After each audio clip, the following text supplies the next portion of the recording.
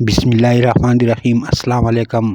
نوجوان لڑکی اور موت کا فرشتہ۔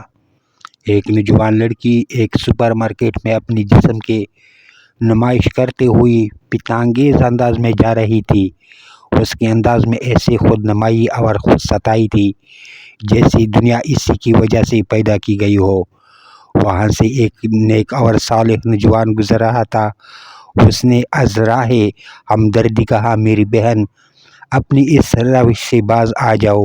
اگر اسی حالت میں ملک الموت یعنی موت کا فرشتہ تمہارے پاس آ پہنچا تو اللہ کو کیا جواب دو گے؟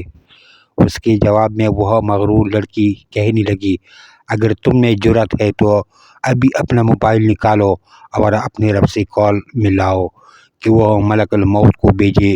وہ نوجوان کہتا ہے کہ اس نے ایسی ہولناک بات کہی تھی کہ مجھے ڈر ہوا کہ کہیں اس بازار کو ہی نہ ہم پر الٹا دیا جائے۔ میں ڈرتا ہوا جلدی سے وہاں سے نکلا۔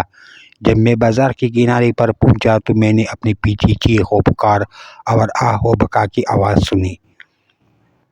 میں واپس مڑا تو دیکھا کہ ایک جگہ لوگ اکٹھے ہیں۔